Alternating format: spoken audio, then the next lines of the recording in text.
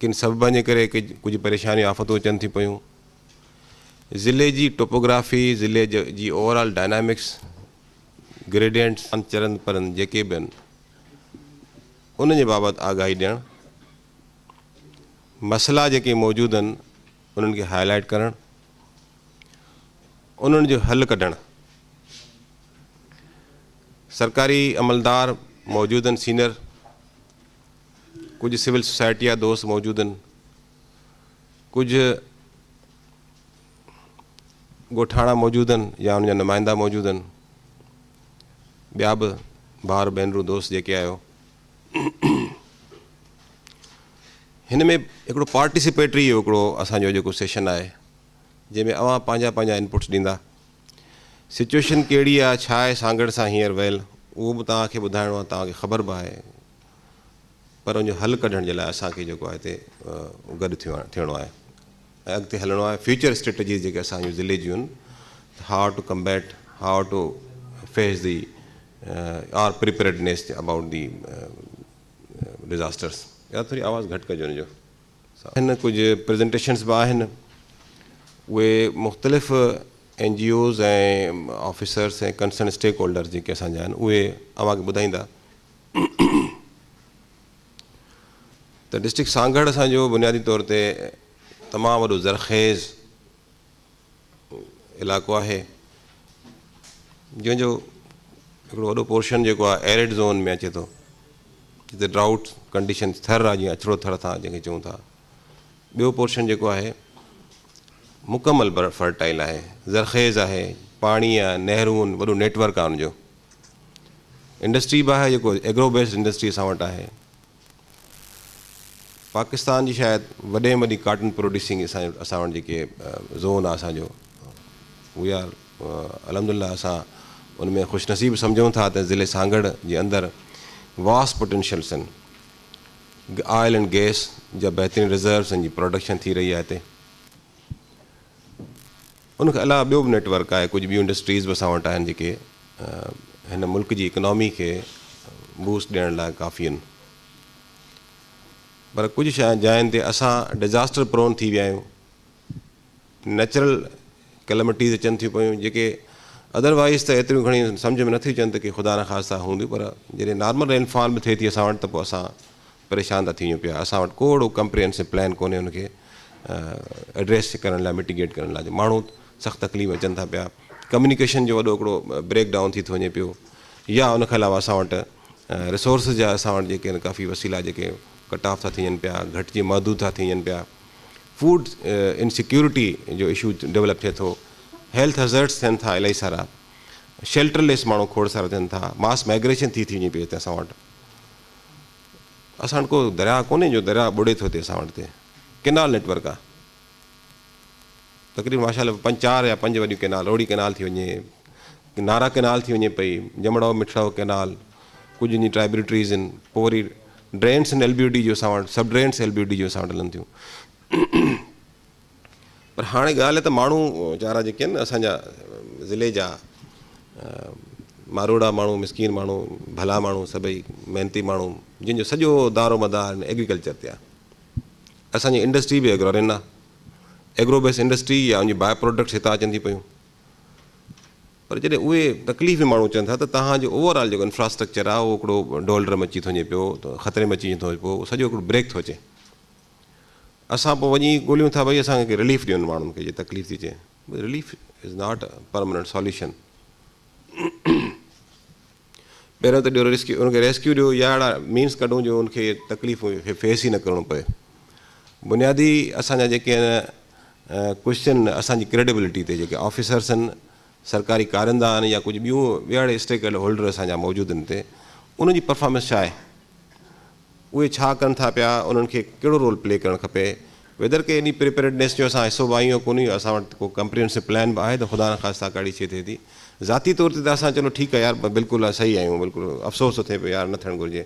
इनफ़रादी तौर ते हिकु इदारे जी हैसियत में, इदारे जी सरबराह जी हैसियत में, या जंहिं बि असांजी स्फेयर ऑफ एक्टिविटी आहे, जेको बि असांजो टायर आहे, उन टायर जे अंदरि असां छा कयूं था पिया। हालांकि असांजूं जेके प्रोफेशनल जेके रिक्वायरमेंट्स आहिनि, जेके असांजूं चऊं त ज़रूरतुनि जेके असांखे जंहिं तरीक़े सां कमु करणु घुरिजे उहो परफॉर्म कयूं था कोन था कयूं। फ़राइज़ हिकिड़ो क्वेश्चन मार्क आहे असांजी ओवरऑल एफिशिएंसी ते, परफॉर्मेंस ते। किथे मेंटेनेंस जो इशू आहे त सही मेंटेनेंस कोन्हे, किथे ॿियो इशू आहे त भई हिते फंड्स कोन्हनि के, किथे सलाहियत घटि आहे असांजी कमु करण जी, वेदर के सलाहियतुनि खे बि बहितर करिणो आहे। इहो प्लान जो हिसो हुअणु घुरिजे। अॼु की डिबेट में, अॼु की वेहक में असांखे छा करणु खपे, कहिड़ो प्लान ठाहिणु खपे, सस्टेनेबल डेवलपमेंट तरफ़ वञूं या टेम्पररी असां उन शइ जी को हल ॻोल्हियूं, परमानेंट हल ॻोल्हियूं।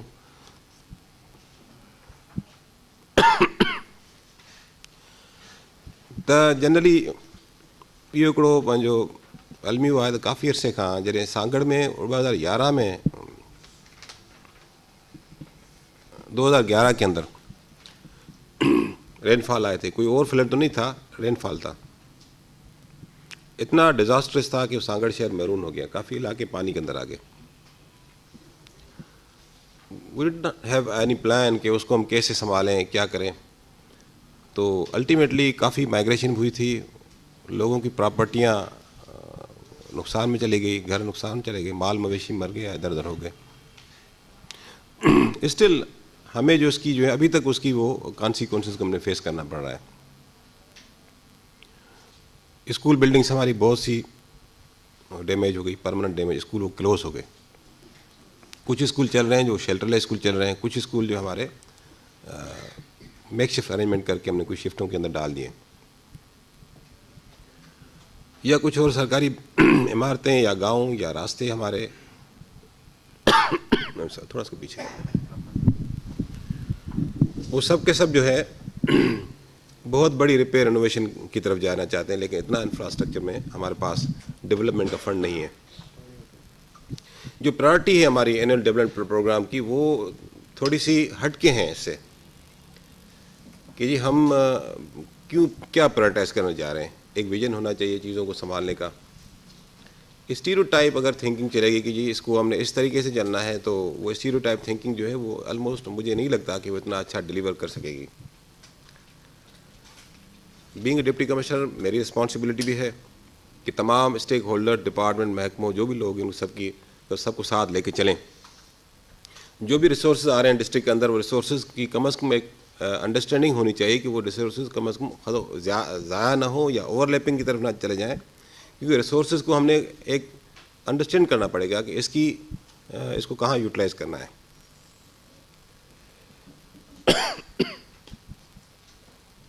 बेहतर प्लानिंग की ज़रूरत है चीज़ों को संभालने के लिए, ताकि रिसोर्सेज हमारे वेस्ट ना हो।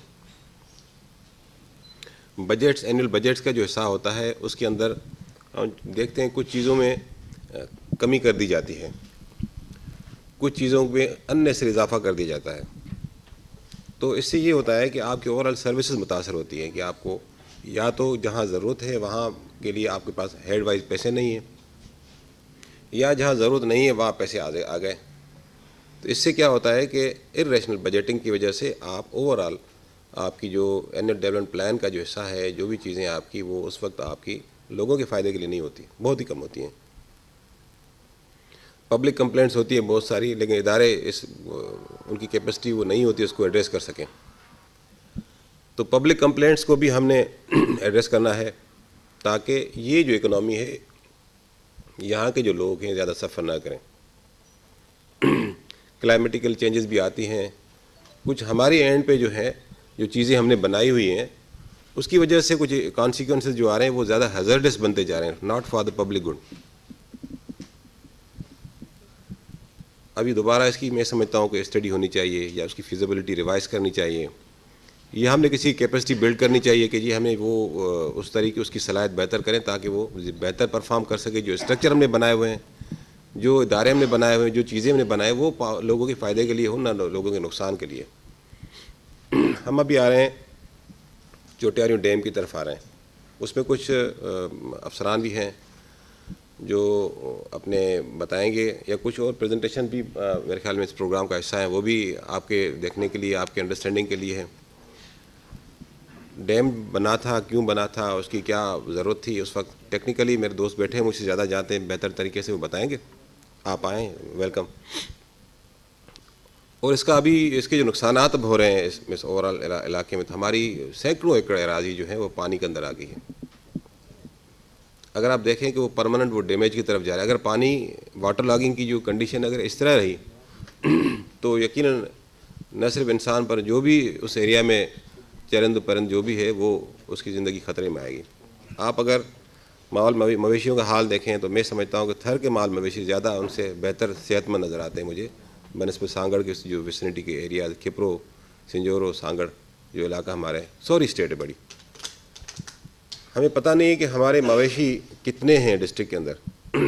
जो स्टेटिस्टिक्स है वो रिलायबल नहीं है, मुतल्लिका जो इदारे हैं वो ठीक नहीं बता रहे। ये बहुत बड़ी इकनॉमी है हमारी। एक मवेशी की कीमत अगर पूछने आप जाएंगे कहीं मंडी में तो आपको पता चल जाएगा, गोश्त का भाव लेने जाएंगे आपको पता चलेगा कि ये एक ऐसी इकनॉमी है जिसपे लोगों का ज़िंदगी का दारोमदार। अगर फसल अच्छी नहीं होती तो माल मवेशी उनके लिए सपोर्टिव होते हैं मोस्टली। अगर माल मवेशी ठीक नहीं होंगे, बीमार होंगे या मर जाएंगे या उनको चारा नहीं मिलेगा तो अल्टीमेटली एक इकनॉमी पे प्रेशर आएगा, मास एक्सोडस होगा, या लोग बेच देंगे या परेशान हो जाएंगे, कुछ भी होगा, उनके बस से बाहर चली जाएगी वो चीज़, बियॉन्ड कंट्रोल। उसकी इकनॉमी पे, उसके रिसोर्स पे दबाव बढ़ेगा। तो देखने में ये आ रहा है कि उस चीज़ को भी रिविजिट करने की ज़रूरत है। उसका इकोलॉजिकल उसका इम्पेक्ट क्या आ रहा है, जनरली हमारे उसमें एनवायरनमेंट के अंदर क्या इम्पेक्ट आ रहा है, कि उसको हम क्या किस तरीके से एड्रेस कर रहे हैं, वो हम चलेंगे इसमें आगे। हेल्थ केयर की वजह से जो उसकी आगाही कम है, उसकी वजह से भी काफ़ी इश्यूज़ डेवलप हो रहे हैं। एंटीनेटल केयर बहुत कम है, ठीक नहीं है। वैक्सीनेशन प्रोग्राम को भी बेहतर फ़ाल बनाने की सख्त ज़रूरत है। या उसको हम कह दें कि हमारी ओवरऑल हेल्थ केयर प्राइमरी से लेकर टर्शियरी लेवल तक उसको भी विज़िट करने की ज़रूरत है। आगाही को बहुत कम है हेल्थ केयर के हवाले से, उसको भी देखना है कि इसके इम्पेक्ट क्या आ रहे हैं। मैं एक अछड़े थर के इलाके में गया था, वाटर एक वो सोलर वाटर की स्कीम उसकी इनाग्रेशन करने के लिए। The people are so much happy. वो कह रहे हैं कि हम तो खुश हैं लेकिन हमारे जानवर भी खुश हैं इस स्कीम के आने के बाद। क्योंकि जो लोग दूर दराज इलाकों से कुएं से पानी भरने के लिए जाते थे, वो पानी की क्वालिटी इतनी अच्छी नहीं थी, वो पानी जो है पीने के मैसर बिल्कुल काबिल नहीं था। फिर मुझे किसी दोस्त ने बताया कि इसके जो अंदर सॉल्युबल साल्ट्स हैं जो ज़्यादा टॉक्सिक हैं, वो आपकी जान के लिए ख़तरा है, किडनीज़ के लिए ख़तरा है, आपकी ओवरऑल आपकी सेहत के लिए ख़तरा है। अल्टीमेटली आदमी बीमारी की वजह से मुस्तकिल तौर पे माजूर हो जाता है या मर जाता है। माल मवेशी भी इस तरीके से वो भी बीमारी की तरफ जाते हैं। तो जब पीने का साफ़ पानी उनके घर तक मिलता है, तो जो सर्विसेज हम प्रोवाइड करते हैं वहाँ पे, तो यकीनन एक क्वालिटी लाइफ की तरफ जाएगी। जब पानी आता है इट्स लाइफ लाइन। पानी अगर साफ़ किसी को पीने का मिल गया तो वो लाइफ लाइन है उसके लिए। वो न सिर्फ खुद पिएगा, साफ़ ज़िंदगी, बेहतर ज़िंदगी गुजारेगा, उसके माल मवेशी पानी पिएंगे। अगर उससे कुछ वो इंडोर कोई सब्जियां उगाएगा तो भी उसकी सस्टेनेंस का मामला जो हल हो जाएगा। एक जगह तो ऐसी कंडीशन है जहाँ पानी बिल्कुल स्केयर से नहीं है, नापैद है, जहाँ पे लोग बड़ी मिजरेबल ज़िंदगी गुजार रहे हैं। वहाँ पे बहुत बड़ा इलाका है, वास्ट एरिया है, बिजली भी नहीं है, रास्ते भी नहीं है, और भी सहूलतें नहीं हैं उनके पास हेल्थ वगैरह की। तो पीपल आर टोटली इग्नोर्ड। उसकी दूसरी तरफ हम जा रहे हैं तो इतना पानी है कि इतना पानी का एरिया वाटर लॉग हो गया है। हमारे जो ड्रेन्स हैं, जो सेम का पानी निकालने के लिए ड्रेन्स हैं, वो ड्रेन्स की परफॉर्मेंस एफिशिएंसी बहुत ही कम है अभी। They are desperately requiring desilting. उनकी जो मॉडलिंग थी, उनकी डिज़ाइन थी चैनल की, वो उस लेवल से बहुत ही कम आ गई है अभी। उसको ओरिजिनल फार्म पे अगर रीमॉडल नहीं भी करते, कम से कम उसी ओरिजिनल फार्म पे उसको ले आएँ तो भी बहुत बड़ी सर्विस होगी इसमें। या हमारी सब ड्रेन्स हैं, या कुछ ड्रेन्स ऐसी हैं जिनको रास्ता नहीं है अभी। कुछ इश्यूज़ है लोगों के आपस में कि ये पानी यहाँ से निकाल के वहाँ फेंक दे, यहाँ से निकाल के वहाँ फेंक दे। आई फियर कि खुदा न खास्ता जिस तरह 2011 में हुआ था, बारिशें आई थी, तो लोगों ने उठा के जो कैनाल्स और ड्रेन्स का पानी उठा एक दूसरे के ऊपर फेंक दिया, ब्रिजेस डाल दिए, मैन मेड ब्रिजेस आए थे, तो खुद को बचाने के चक्करों में खुद ही डूब गया, दूसरों को डुबाया। इस तरह की मिसअंडरस्टैंडिंग जो है उसमें हम लोगों का बहुत बड़ा रोल है। अगर हम उसको एड्रेस नहीं करेंगे टाइम पे, तो आगे चल के बड़ा नुकसानदा उसका रिपरकशन को हमने जाके वो देखना पड़ेगा, जो ओवरऑल फिर हमारी जो एग्रारियन इकोनॉमी है उसको नुकसान पहुंचाएगा। बीइंग डिप्टी कमिश्नर मेरे पास कोई ऐसा फंड नहीं है, मैं आपको बताऊं कि उसका मेरे पास हल है। मुतल्लिका एजेंसियाँ उनको फ़ाल करना है, जो इदारे उनको फ़ाल करना है, उनकी परफॉर्मेंस एफिशिएंसी को बेहतर करना है। हमारे पास INGOs NGOs का भी नेटवर्क है माशाल्लाह बहुत अच्छा, और वो भी उसमें डोनेट भी करते हैं, लेकिन उनका जो फोकस्ड एरिया होता है वो थोड़ा सा हट के होता है। हम चाहते हैं कि वो मशावरत के साथ वो उनका जो भी प्लान आए मशावरत के साथ आए, ताकि ग्राउंड रियलिटीज़ को देख के आपने उस प्लान को का हिस्सा बनाना चाहिए जहाँ पे लोगों की नीड बेस हो, जहाँ ज़रूरत है जिस चीज़ों की। तो रस्तो कहिड़ो आहे, रिकमेंडेशन छा आहिनि हिन जूं? हिकिड़े पासे त माण्हू ॿुॾनि था पिया सागड़ में, ॿिए पासे माण्हू सुकनि था पिया, पाणी पीअण जो कोन्हे, हालत ख़राबु लॻी पई आहे। सिहत जा मसइला आहिनि, तालीम जा मसइला आहिनि। इहे जस्ट शेयर करण सां, जेके असां सभु लाॻापियल स्टेक होल्डर्स आहियूं, शेयर करण सां हिकिड़ी शइ ओपन ज़रूरु थिए थी, ॿुधाए वञे त लेवल छा आहे हुनजी। कुझु शयूं की अहिड़ियूं न आहिनि की माण्हुनि जो राइट ऑफ इंफॉर्मेशन असां ख़ुदा न ख़ासिता हुनखे असां रोकियूं था, ईअं न आहे, उन्हनि खे असां ऑनर कयूं था पिया। मुख़्तसरन तव्हांजी महिरबानी, काफ़ी टाइम थियो। कुझु शयूं त साईं एक्सीएन साहिब जो तयारियूं, मिस्टर सुरेश कुमार साहिबु आया हुआ, उन जो साईं हिते हल जेको हुनजो आहे फ़िलहालु 100 ट्यूबवेल्स जी जेको आहे इंस्टॉलेशन 100 ट्यूबवेल्स जी जेका हिन जी हलाइण जो आहे, जंहिंसां काफ़ी हद ताईं जेको वाटर लॉगिंग जो मामिलो जेको पेरीफेरी में, चोटियारियुनि जी पेरीफेरी में उहो हल थींदो। इहो न ॿुधायो वियो उहो कीअं थींदो, कॾहिं थींदो। त असांजी रिकमेंडेशन इहा आहे त 100 ट्यूबवेल जेका जंहिंजो मामिलो हाल आहे, डिवीजन वटि पियल आहे, शायदि वेयर हाउस में पियल आहे, उन स्कीम खे जल्दी कंप्लीट कयो वञे। असां रिकमेंडेशन गवर्नमेंट खे ॾियूं था पिया, एजुकेशन डिपार्टमेंट खे ॾियूं था पिया। 100 ट्यूबवेल्स जेको एबंडेंट वर्क आहे बेसिकली फेडरल गवर्नमेंट जो, जेको रिपोर्टेडली आहे त फेडरल गवर्नमेंट उन प्रोग्राम खे छॾे ॾिनो, कुझु पैसा ॾिना, बाक़ी पैसा ॾियण खां इनकार करे छॾियो। आई डोंट नो कि रीज़न छा आहे हुनजो, जेका मूंखे अंडरस्टैंडिंग मिली आहे। त इहो कुझु ऑफिसरनि सां कंटिन्यूस मुंहिंजी मीटिंग रही आहे, जेके कंसर्न ऑफिसर्स आहिनि, सीनियर ऑफिसर्स आहिनि एजुकेशन डिपार्टमेंट जा, उन्हनि चयो त साईं इहो असां हाणे लाइबिलिटी सिंध गवर्नमेंट खणंदी आहे, असां हिनखे ADP जो पार्ट कंदासीं, फ्यूचर में जेका ADP असांजी ठहंदी उनमें असां 100 ट्यूबवेल्स खे शामिलु कंदासीं, ताकी स्कीम जी कंप्लीट थी वञे। कंप्लीट थियण सां पोइ उनजी कमीशनिंग थिए, अकॉर्डिंगली जो लाभ माण्हुनि खे मिले, जेको मुसीबत आहे जेका वाटर लॉगिंग जी, उहो ख़तमु थी वञे। कोई डिस्कस थिया में त भई वञो हेतिरो फ़ाइदो आहे, हेतिरो नुक़सानु आहे, से दैट्स गुड के सिंध में असांजे कंहिं बि इलाइक़े में थर में पाणी वञे थो, उमरकोट में पाणी वञे थो पियो, कंहिं बि इलाइक़े में पाणी वेंदो, असांखे ख़ुशी थींदी त पाणी जेके ज़रूरतमंद उन्हनि खे पाणी मिले, पर पाणी जो ज़ियान न थिए। जंहिं तरीक़े सां इकोलॉजिकल इम्बेलेंस अचनि था, बायोडाइवर्सिटी असांजी अफेक्ट थी आहे, जीअं ॿुधायो साईं, ॾाढो सुठो प्रेज़ेंटेशन WWF जे हुन सां ॿुधायूं त काफ़ी स्टडी थियल आहे हुन ते। हींअर असां ॾिसूं था पिया त कंप्लेंट्स बि इलाही सारियूं आहिनि, असां पाण ॾिसूं था न रुगो ज़मीनूं डैमेज थियूं आहिनि, माण्हुनि जी लाइफ अफेक्ट थी आहे, पर गॾोगॾु लाइफ स्टॉक बि अफेक्ट थियो आहे हिते असां वटि। ऐं उहो जेको असांजा जेके आहिनि रेप्टाइल्स आहिनि या ॿियो जंगली जीवत आहे जेका असांजी, उहा बि काफ़ी हद ते नापे थींदी ईअं थी पई, हैरान परे परे ते ॾिसूं था, नज़र कोन थी अचे पई। त इहा रिकमेंडेशन इहा आहे त इन लाइ कुझु सदभाव थियणु घुरिजे, जल्दी पाणी जो मसइलो थियणो। ॿियो हो हुनजो त जेके ट्यूबवेल्स आहिनि असांजा, जेके ड्रेनेज डिवीजन वटि ट्यूबवेल्स हलनि था, 662 ट्यूबवेल शायदि, घणा ॿुधाया, 662 या 665 ट्यूबवेल्स आहिनि। उहे टोटल ट्यूबवेल्स में तक़रीबन 205 ट्यूबवेल हलनि था पिया। दैट मीन्स एफिशिएंसी ओवरऑल जी जेका लो आहे 30% बि कोन्हे का। उहो डिटेल सां ई फर्दर सबमिट कंदो असां वटि, मथे मोकिलींदो ऐं असांखे ओवरऑल सभिनी ॿुधाईंदो त कहिड़े लेवल जी डैमेज थियल आहे, जेके ट्यूबवेल नथा हलनि पिया, उनजा रीज़न छा आहिनि, उनजो हल तव्हां वटि कहिड़ो आहे ऐं तव्हां कॾहिं उहो ठाराईंदा, तयारु कंदा। असांजे माण्हुनि जो हुन सां वास्तो न आहे त तव्हांजी शइ ख़राबु पई आहे या त उनजो सरकार पैसा कोन ॾींदी। माण्हुनि जो जेको आहे राइट इहो आहे त उहो चाहींदा त उन इलाइक़े में जेको आहे जेका फैसिलिटी आहे उहो हले ऐं उनखे फ़ाइदो पहुचे, नुक़सानु न थिए उन्हनि खे, उन जी ज़िंदगी मुतासिर थी वञे। तंहिं करे इहो तव्हांखे बि इहा गुज़ारिश आहे, तव्हां महिरबानी करे पंहिंजे कंसर्न क्वार्टर खे ज़रूरु लिखो ऐं उन ते कोशिशि करे पैसा, जेकॾहिं ॿियो क्वार्टर अचिणो आहे त इमीडिएट ॿियो क्वार्टर रिलीज़ करायो। माइनर रिपेयर में जेके पिया आहिनि उनखे फ़ौरन एड्रेस कयो।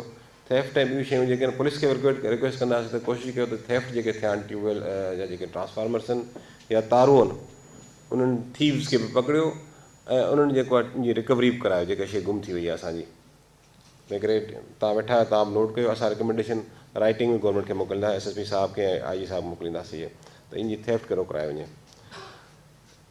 उनखां अलावा डीसिल्टिंग ऑफ डीसिल्टिंग शुरू थी आहे, उनजा जेके वजूहात तव्हां ॿुधायो था त या डीसिल्टिंग हिन रीज़न जे करे कोन्हे, चेन टाइप ट्रैक्टर कोन्हे, मशीन कोन्हे, या हींअर व्हील टाइप अवेलेबल आहे, उनजी एफिशिएंसी ठीकु न आहे, या फंड्स कोन्हनि, या ॿियो मसइलो आहे, again the same recommendation immediately उन प्रोसेस खे कंप्लीट कराए वञे, डीवीडिंग ऐं डीसिल्टिंग ज़रूरु कराई वञे जेको आहे असांजा जेके कैनाल्स ऐं सब ड्रेन्स जेके हूंदियूं आहिनि उहो केरु कंदो, उहो कंसर्न क्वार्टर्स केरु आहिनि उनखे छो त वापडा इहो ठाहियो मां सम्झां थो इहो चोटेरो डैम ठाहियो उहो हैंडओवर करे भई इरीगेशन डिपार्टमेंट खे त अगेन जेके कंसल्टेंट्स आहिनि हिन जा इरीगेशन डिपार्टमेंट जा त उन्हनि खे थ्रू उनजी जेके टेक्निकल स्टाफ आहे उहो हिनजी जेको आहे फिज़िबिलिटी ज़रूरी सम्झनि था ज़रूरु कराइनि। सुठो पाणी उहो खारो थी वियो हाणे काफ़ी टाइम ताईं उनजो असरु आहे मौजूदु आहे भले केनाल एरियाज़ में हुजे पाणी एरिया हुजे या वरी जेको आहे डेज़र्ट एरिया जो पाणी हुजे त उहो ऑलमोस्ट उहो हुते डैमेज थियल आहे परमानेंट। बहरहाल जेसिताईं एक्यूफर हिकिड़ो मिसाल हो जॾहिं आई वॉज असिस्टेंट कमिश्नर इन 2000 मूंखे मोकिलियो वियो थर जे इलाइक़े में त रिलीफ असिस्टेंट कमिश्नर करे मोकिलियो वियो तॾहिं ॾुकर हो थर में त मुंहिंजो स्टे थियो हुते छाछरो सब डिवीजन मुंहिंजे हवाले कयूं पूरो महीनो हुते ड्यूटी कई सख़्तु गर्मियुनि में उते हिकिड़ी जॻह हूंदी हुई सुबुह खां वेंदा हुआसीं राति मोटींदा हुआसीं जीप में जी 4x4 गाॾियूं हूंदियूं हुन ज़माने में AC वेसी जो कंसेप्ट न पर खेसर उहा जॻह हुई जिते नंढिड़ो होटल हो मस्जिद हुई हिकु ॿ दुकान हा ऐं बसि इहा प्लेस उनजी जेका अट्रैक्शन हुई उहो हुते इहे मिठो पाणी त अवेलेबल हो मिठे पाणी पीअण जे करे काफ़ी माण्हू ऐं गाॾियुनि वारा अक्सर अची हुते बीहंदा पाणी फिल बि कंदा ऐं वक़्तु हलाए वेंदा पीअंदा हुआ सावा कोई हरियाली हुई ऐं असांजे हिन पासे जेको आहे सूरत अहिड़ी अबतरी जो अफ़सोस मुक़ाम जानवर मुआ पिया असांजा ऐं माण्हू तकलीफ़ में जेके जानवर से ॾुबरा चारो ख़तमु थी वियो माण्हुनि जी तकलीफ़ पीअण पाणी कोन हो इहे ॿ कंट्रास्ट आहे हिकिड़ी इलाइक़े जे ज़ोन्स हिकिड़ो ई आहे एरिया साॻी आहे बट डिवाइडिंग लाइन आहे हिकिड़ी बिटवीन द कंट्रीज़ उन्हनि चयोसीं हिकिड़ी नहर सां उन्हनि कढाई उन नहर जे करे जेको आहे थर में उनजे इलाइक़े में पाणी आयो जंहिंजो नालो इंदिरा नहर हो उन सां वाटर कंज़र्वेशन टेक्नोलॉजी जेको उनखे जेको आहे अडॉप्ट कयो डिफरेंट मेथड्स इस्तेमालु कया जंहिंमें घटि में घटि पाणी में उन इलाही सारी एराज़ी जेको आहे पंहिंजो कल्टिवेट कई इरीगेट कई उन सां उनजी जेको आहे ख़ुशहाली थी this cause planning basically planning आहे सुठी प्लैनिंग आहे त ठीकु आहे असांजा इलाही सारा रिसोर्सिस वेस्ट थियनि था पिया जनरली पाणी किथे ज़ाया पियो थिए असांजो किथे पाणी जा माण्हू सिकनि पिया ॿ ॾींहं टे ॾींहं अॻियां वियुसि जिणार में वियुसि हुते पाणी सोलर पावर हिकिड़ो पंप ॾेई आहियूं हुते तक़रीबन ॻोठ थिया 300 जी आबादी उन्हनि खे असां ॾेई आयासीं ऐं ॿियनि जेको डिपार्टमेंट असांजो उनमें थोरो प्रॉब्लम हर कंहिंजी पंहिंजी जेको आहे सेपरेट एंटिटी आहिनि उन्हनि खे उहो हलाईंदा पर हिते वी नीड हियर के स्ट्रॉन्ग कोऑर्डिनेशन हुजे ताकी ॿई गॾिजी जेके आहिनि स्ट्रेटेजाइज़ करे उनखे जेको आहे मिटिगेट कनि डैमेज खे माण्हुनि जी मदद कनि ताकी ड्रेनेज जा इशूज़ न हुजनि इहे ॿुधायो आहे त डेज़िग्नेटेड फोकल पर्सन डिस्ट्रिक्ट लेवलनि जो आहे ऐं mapping out relevant stakeholders properly stakeholders conduct meeting for information sharing जो मैकेनिज़म ॿुधाइनि था ठीकु आहे conduct training for community to build their capacity ठीकु आहे इहो बि कराइनि था पिया दैट्स गुड पर असां चवंदा हिनखे वाइडर रेंज में उनखे तव्हां खणी अचो प्लैन्स ॿुधाया आहिनि अच्छा हाणे मुंहिंजो हिन में हो त मञो थो बिल्कुलु मञो था हिन ते पाबंद कयो अथऊं न रुगो हिननि खे कयूं पिया बल्कि ऑल गैस एक्सप्लोरेशन कंपनीज़ जेके आहिनि कमु थी पियूं उन्हनि खे बि असां पाबंद कयो आहे हिते त फ्यूचर में का बि जीअं हायरिंग थींदी लोकल्स में मेजॉरिटी हूंदा 80% असां लोकल जी ॻाल्हि कई आहे कुझु मैनेजमेंट जा माण्हू जेके ऑलरेडी ट्रेंड हुननि जा आहिनि जेके ॿियनि फील्ड सां अचनि था त उन्हनि जे लाइ सपोर्ट वेछार आहे उहो जेको कैपेसिटी ऑलरेडी बिल्ड आहे उनजी लेवल जेका आहे ट्रेनिंग जी या ॿियुनि ते कास्ट इन्वेस्टमेंट आहे उनजी जनरली त हू चाहींदा त उनखे सन में जेको आहे कंदा आहिनि पोइ प्लान ॾेई करे पंहिंजो उते जेका वेठी हूंदी आहे कमिटीज़ जेको हुनजी हूंदियूं आहिनि RFA डोनर्स जेके हूंदा आहिनि उहो चवंदा आहिनि ठीकु आहे भई असां ओके आहे जीअं तव्हां लिखियो आहे इहो जस्टिफाइड पेपर आहे तंहिं करे असां justified paper without realising some of the cases में रियलाइज़ेशन खां सवाइ हूंदी ग्राउंड रियलिटीज़ खां हटियल करे शयूं हूंदियूं आहिनि त उहो उते पोइ जेके रेशनलाइज़ न हूंदा आहिनि प्रोजेक्ट जनरली अची ख़तमु थी वेंदा आहिनि जल्दी में उनजो इम्पैक्ट नज़र न ईंदो आहे फ्यूचर में किथे बि लॉन्ग टर्म जूं मूंखे असांखे स्ट्रेटजीज़ में उनखे उनजो वरी नज़र छो because these all programmes are vertical programme generally असां वटि छो त गवर्नमेंट जेके प्रोग्राम हलंदी आहे सस्टेनेबल प्रोग्राम हूंदा आहिनि मोस्टली हुनजा ऐं ही प्रोग्राम कुझु वर्टिकल प्रोग्राम हूंदा आहिनि असां उहे वैल्यू ॾियनि तमामु घणी जी असां एतिराम कयूं था उनखे वेलकम बि चऊं था माण्हू पोखे फ़सुलु कोन थो सघे पियो या चऊं खणी असां लाइव स्टॉक इंडेंजर्ड थी वियो आहे लाइव स्टॉक जी ओवरऑल जेको आहे कंडीशन ख़राबु आहे जेकॾहिं विकिणण मार्केट में वेंदा त शायदि उनखे क़ीमत न मिलंदी उनजी वैल्यू रिड्यूस थी वई आहे त माण्हुनि जी ओवरऑल इकोनॉमी जेका एग्रारियन आहे हितां जी उहा इकोनॉमी अफेक्ट थी आहे बैडली माण्हुनि जा एहतिजाज वैलिड आहिनि असां उनखे सम्झूं था पिया पर असां सेम टाइम असां उन तकलीफ़ दूरि करण जे लाइ डिपार्टमेंट कंसर्न खे असां मोबिलाइज़ कयो आहे इलाही सारो इलाही प्रेशराइज़ कयो आहे ऐं हू पंहिंजे तौर ते ख़त बि लिखिया आहिनि मथे सेक्रेटरी इरीगेशन साहिब सां मुंहिंजी ॻाल्हि ॿोल थी आहे ॿियनि ऑफिसर्स सां मुंहिंजी ॻाल्हि ॿोल रेगुलर थींदी रहे थी त कंहिं न कंहिं तरीक़े सां को हल कढो पर प्रोसेसिस आहिनि सरकार जा हिकिड़ा त साईं हिन प्रोसेस खे आणण लाइ असांखे एतिरो टाइम लाइन असांखे रिक्वायर्ड आहे या ही प्रोसेस करण लाइ हिन स्टेज ते शइ पई आहे बहरहाल कोशिश इहा आहे त कंहिं न कंहिं तरीक़े सां डिस्ट्रिक्ट एडमिनिस्ट्रेशन उनखे असां बहितर तरीक़े सां इन टाइम जेको आहे इन अछड़े थर जे काफ़ी इलाइक़नि में ज़रूरत आहे। ऐं मूं इलाही दोस्तनि सां ॻाल्हाइबो आहे, डोनर सां ॻाल्हाइबो आहे। इनशाला जे तव्हांजो साथ रहियो त इनशाला इहे बि हुते लॻाए ॾेखारींदासीं तव्हांखे माण्हुनि कोन्हे, तंहिं करे हिनखे सोलर लैंटर्न्स ॾियो त उहो जेको आहे पोइ मूं चयो ठीकु आहे। हिकिड़े हिकिड़े स्कूल बि हलंदो असांजो, स्कूल में हिकिड़े हिकिड़े ॿार खे सोलर लालटेन ॾींदासीं, हू वञी हुते चार्ज कंदो, जॾहिं वापसि घर खणी ईंदो शाम जो पंहिंजे घर में उहो लिटान कंदो, ॿारींदो, पढ़ाई बि करे सघे थो, घर पंहिंजो रोशन करे सघे थो। अञा ॿई मसइला हल थींदा आहिनि में हिकिड़ो मैकेनिज़म ठही रखियलु आहे, साइंटिफिक आहे उहो त ज़ीरोफेटिक प्लांट्स जेके सॉल्ट टॉलरेंट प्लांट्स जेके हलनि था पिया उन्हनि जी हिते प्लांटेशन थिए, अफोरेस्टेशन थिए हिते, ताकी उहे पाणी काफ़ी छो त काफ़ी सुठा सकर्स आहिनि, उहे खणी वेंदा एक्यूफर पाणी खणी वेंदा इनशाला। उहे उहो साल्ट जीअं असां हाणे तमिर जो ॿूटो आहे जेको आहे हिन पासे हले थो, अहिड़ा कुझु ॿिया जीअं बैद में ॿीहर सर्वे कयो लाइव स्टॉक जिन इलाइक़नि में, हींअर पोज़ीशन छा आहे उनखे वैक्सीनेट कयो जानवरनि खे, ऐं वैक्सीनेशन सां गॾु असांखे जेको आहे उनजी पिक्चर ज़रूरु मोकिलियो। ईअं लिबानी कलामी जेके कागज़नि में असां पिक्चर लिखी मोकिलींदा, लिखी मोकिलींदा अंग अखर उहे क़ाबिल क़बूल न हूंदा। एविडेंस बेस्ड रिसर्च जेके थिए, एविडेंस बेस्ड वर्किंग थिए, जंहिंखे असां बाद में मञींदासीं। तव्हां वटि अंग अखर मौजूदु आहिनि केतिरा जानवरनि ते, उहो असांखे तफ़सील ॾींदो। हाल पूरो सारो आहे। ऐं उहो ॿुधण में आयो त सांगड़ी जेका आहे जेका टर्न आउट आहे, प्रोडक्शन आहे फिश जी, उहा बि घटिजी वई आहे, क्वालिटी बि घटी आहे। ज़ाहिर आहे पाणी जी क्वालिटी ख़राबु थींदी या फिश मच्छी उहो एनवायरमेंट न मिलंदो त उहा जेको आहे यकीननि उनजी वाद विधी में असरु हूंदो ऐं उन ओवरऑल इकनॉमी ते असरु पवंदो। फिशरी जी तरफ़ां केरु आयो हिते रिज़र्वायर में जेको आहे अफेक्ट थियो, इन्हनि थियो, उन्हनि जा केसिस पेंडिंग आहिनि मुख़्तलिफ़ कोर्ट्स ऑफ लॉ में। असां कोशिशि कंदा कि हेल्प डेस्क कयूं था उनजे लाइ इनशाला त उनजी मदद कई वञे। जीअं असांजे ऑफिस में को मैटर पेंडिंग आहे त उहो बि कराए वठंदासीं इनशाला कोशिशि करे, या उनजी का असांजे एंड ते का शइ रुकियल आहे त असां उनजी मदद कंदासीं माण्हुनि जी, त उनजा मामला हल थियनि। उनखां अलावा बि शायदि कोई कैनाल जो इशू आहे, जिन लैंड एक्विजिशन मामला अथनि, खिपरे वारे पासे या किथे नई नारो कैनाल आहे या थर कैनाल आहे, उनजा बि लैंड एक्विजिशन मैटर मूं पंहिंजे नोटिस में था इनशाला उनखे बि ॾिसूं था। ट्री कट ऐं डिफॉरेस्टेशन जेका थिए त इहे जेके इलाइक़ा जितां बेदर्दी बेरहमी सां जेको आहे फॉरेस्ट फायर वुड करे टोड़ियो कटियो थो वञे, उहो बंदि कराए वञे, इहा ट्रांसपोर्टेशन बंदि कराए वञे। DSP साहिबु नोट कनि भले, इहो हीअ रिकमेंडेशन वञे पई आहे त हीअ जेको मंगली थाणे हद में जेका रिपोर्ट थी आहे, मियाण में ऐं हेठि जमड़ो जे इलाइक़नि में, हितां जेको आहे टोटल इहा ख़तमु थी। छो त मूंखे ख़बर आहे खिपरे जी जेको जेको ॿेलो हो, उहो ॿेलो हाणे न रहियो आहे। अफ़सोस अहिड़े मुक़ाम आहे त मूंखे अफ़सोस हुते काफ़ी वास्ट एरिया हज़ारनि एकड़नि में काफ़ी अॻु में उनखे डिग्रेडेशन थी आहे। असांजी रेंज लैंड जी डिग्रेडेशन थी आहे, रेंज लैंड थी।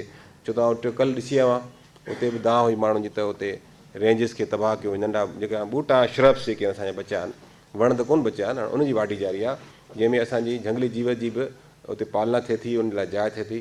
पर जनरली मां चरागाह बि आहे हिकिड़े असांजे जानवरनि जी, ऐं ॿियो काफ़ी कुझु जेको आहे उनजो हुतां जे माण्हुनि जे लाइ जेको आहे जिते ट्रू सेंस में असां उनखे जेको आहे असां हिकिड़ो सेंटर हुजे, रेस्क्यू सेंटर हुजे, रिस्पॉन्स सेंटर हुजे, उनमें आइडियाज़ त खोड़ सारा त भई हिन लेवल जे हिन तरीक़े जो हुअणु घुरिजे। पर असां हाणे उनमें मुंहिंजी कुझु मीटिंग्स थियूं ऑयल एंड गैस कंपनीज़ वारनि सां, त उहे बि रेडी आहिनि त असां तव्हांखे जेको आहे सपोर्ट कंदासीं।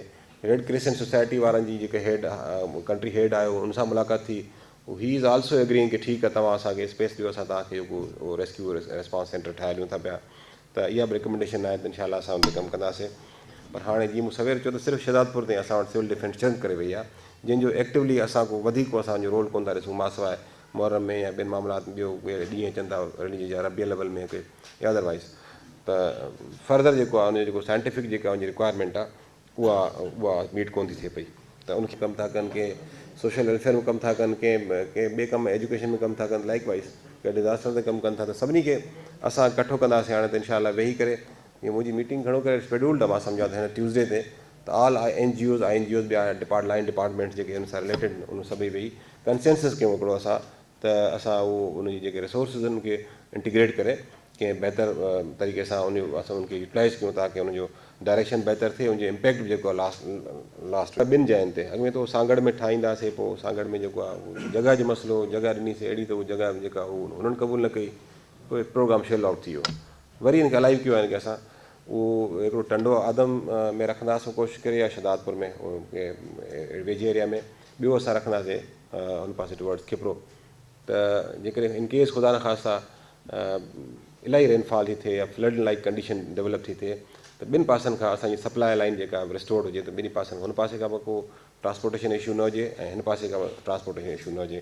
इनशाला ॿिनि जायुनि ते उहो ठहंदो, दे एग्रीड की असां कंदासीं। खणी अचो जीअं हुते जिते अछड़े थर जे इलाइक़े में रिक्वायरमेंट आहे त हुनखे ॾिसूं। Grateful, thank U very much. Benefit होगा।